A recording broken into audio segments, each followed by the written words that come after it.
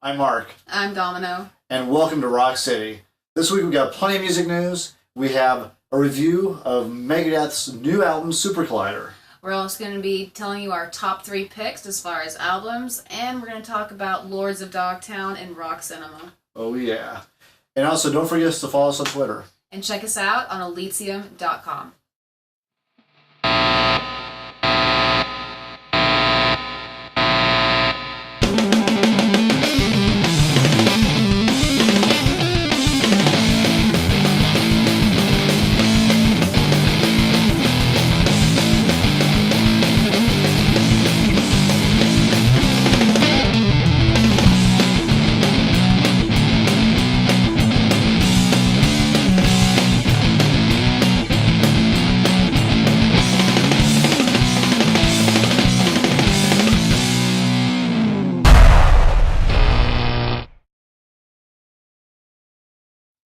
All right, time now for some music news. We've got some really good stuff this week.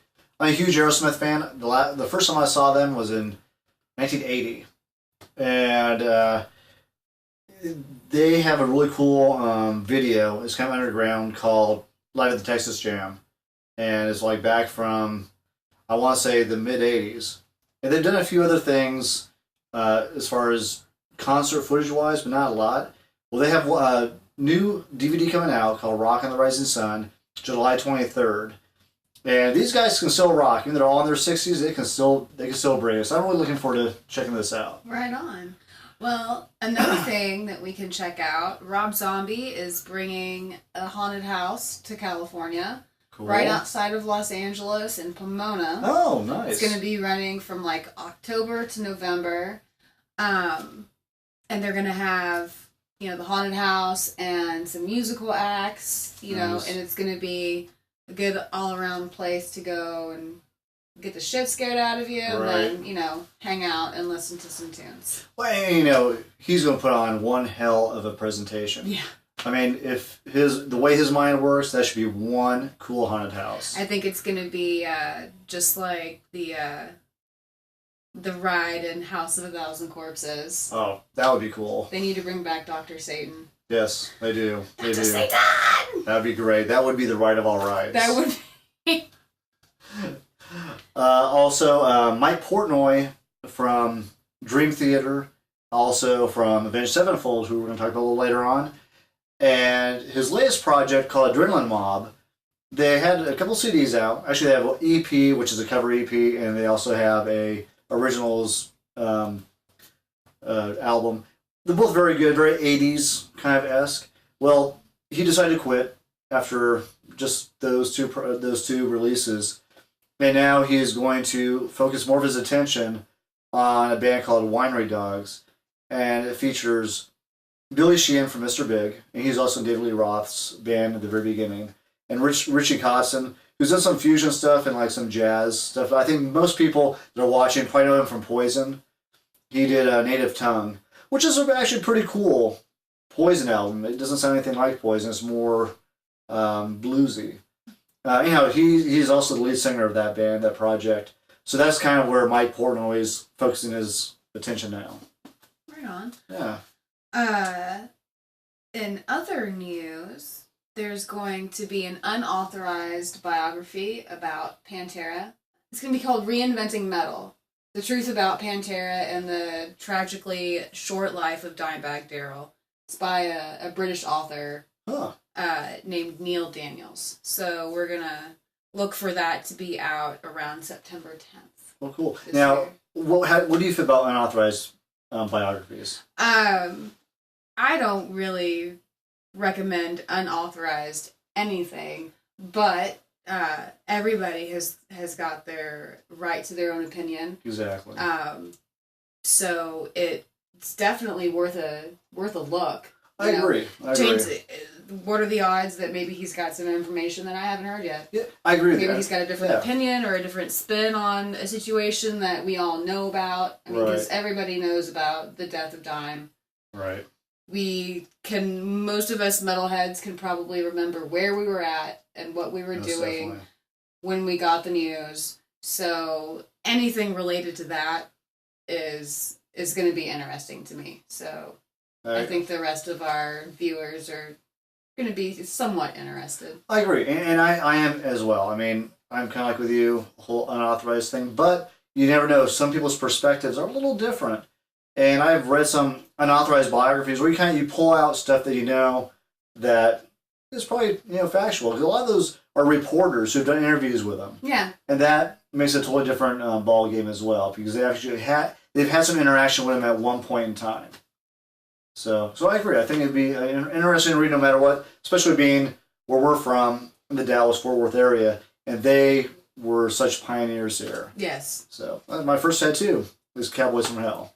Oh, right on. Yeah, so be cool. All right, time for Hitting the Streets.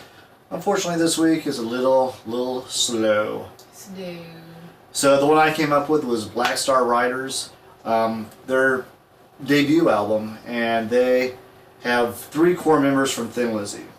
Kind of have the vibe of Thin Lizzy, but it's just not Thin Lizzy. So they decided to go a different direction and call their own name. They actually toured under Thin Lizzy last year when they opened up for Judas Priest. That's kind of where they're going with that. But they said since Phil is no longer with us, they couldn't use the name. Right. But it's a good album. It's very kind of bluesy. It's very Thin Lizzy-esque from back in the late 70s. So go check it out. We shall call them Thin Lizzy Light. Ah, yes, I like that. That's Hitting the Streets this week. All right, time now for my favorite segment, Rock and Roll Roundtable. What do we do this week? This week, we're going to be talking about Super Collider by Megadeth. Awesome. The Not So Thrash album from the So Thrash band. That is very correct. Correct. It is a lot different than their other stuff. At first I was very skeptical. I didn't think I was going to like it. And then after one listen, I was like, I was hooked. It was much better. I think as long as you know going into it, it's not going to be typical Megadeth, thrash. It's just a heavy rock album. Right. Don't get your thrash hopes up and then they can't be let down. Exactly. But overall, definitely a good listen though. Yeah, I would say so. Not knocking it by any means. 2 horns up. 2 horns up. All right, time for Rock Cinema. A great movie that you picked out. I love it. Lords of Dogtown. So cool. By far one of the greatest movies ever. Has a classic soundtrack. Definitely fitting of the period that they stuck to in the movie. And it just got an amazing story. And they, like you said, they nail the soundtrack. I mean, when you open up a movie with Jimi Hendrix, can't go wrong. Can't go wrong. But especially the song that made me pick the movie for our rock and roll cinema was the Pink Floyd, Wish You Were Here, which I don't know about you, but every time I hear that song, it gives me goosebumps. I love that song. It's such a touching song, and the way that they used it at the end of the film to kind of sum up the overall feeling, tone of everything that had just happened. For those of you guys that haven't seen it, no spoiler alerts here tonight, just go pick it up, Lords of Dogtown. Amazing story, amazing cameos. Check out Tony Hawk, and it's exactly. That's the coolest cameo. Just a lot of good music and a great film. I agree. 2 horns all the way up. All the way up. All right, time now for our top 3. This week, Avenged Sevenfold. Love Avenged. Love them. So my top 3 was very difficult to pick out. After hours and hours of grueling debate, my very first one is my number 1 let's go. pick. Or you want me to start? Yeah, let's go 3 up. Yeah, so surprise everybody. Number 3 album is going to be Nightmare. Nice. It's really hard to put these in the top 3 because they all have amazing songs. And we always get what we want out of Avenged Sevenfold. I always most get definitely. fucking killer guitar riffs and amazing vocals and just in your face, like, Energy levels just yeah, high. it's retarded. High. And then my number 2 favorite is going to be City of Evil, which I'm sure everybody knows this because of Beast and the Harlot, which was, I'm pretty sure, the single off of this album. Yes. Yeah, and this was just an even more triumphant album than Nightmare. They came even harder. They rocked it twice as loud. You know, I mean, everything was like Nightmare, but on steroids. Yeah, exactly. And then, as far as my number 1, it's going to be the self-titled. It's a culmination of all 3 albums to me. Amazing. Everything that they do is like the last album, but they build on it. I agree. It seems they know exactly why you buy their albums, and they give you exactly what you buy their albums for. As they do in concert too.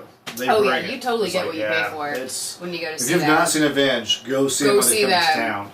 Yes, I agree. Absolutely. So give me your top 3. Okay, mine. I'm gonna shuffle these around a bit. Shuffle. Yes. Okay, so my number 3, The City of Evil. This was actually my first Avenged album. I think it's great, and I mean it is solid. It's a good place to start. It is, yeah, it is exactly, yeah. And then I mean it's just fantastic. But then the next one I got is a self-titled one, and on here is a critical. It was a critical acclaim, and that just kicks this album off like none other. Yes. And I love this from start to finish. But I gotta say, the tour I saw was Nightmare, and one of my favorite drummers, Mike Portnoy's on here. Okay. You know, no offense to the Rev was an amazing drummer, but having Mike Portnoy come up and step to the plate on something when someone had passed away, he has some huge shoes to fill. Even though he's an amazing drummer on his own, it's a different style of music. And he came in there. The energy level that the drummer for Avenged Sevenfold has to keep up. Right. Only Mike could do that. Through an ascent, yeah. So this is my favorite. I can listen to this over and over again. I love this album. Goes for all 3 of them. Yeah, I agree. By no means. Yeah, I agree. So, if you guys have never heard of Avenged or you've never seen them in concert, go pick up their CDs and go see them. Go check them out. Yes. All right, time for This Week in Concerts. Not tons this week, but summertime, so it's always kind of a build up. What do we have? On the 27th of this month at Trees, we have the LA Guns. Cool. With Junk. Opening up. Yeah. Which is going to be pretty nice. Now, I'll tell everybody right now that this LA Guns is with Phil Lewis and Steve Riley is not the one with Tracy Guns. So, but it's still good. You got the voice. You got the voice of LA Guns. So, then go see it. And then the next night, we're going to have the Razor Blade Dolls and Rivethead. Two of the best local bands by far. And we both know these guys. We do. Personally. Yes. So great bunch of guys. More than enough reasons to get all our friends and get out to go see that show. That sounds good. Well, it'll be a rocking good weekend then. Have a rocking good weekend. That's right. All right, thanks for joining us this week on Rock City. Next week, more great music news, of course, the Record Roundtable, and we're also going to have some more top 3 and some great films in rock and roll cinema. Excellent. And please follow us on Twitter. And check us out on Elysium.com. And always, rock on.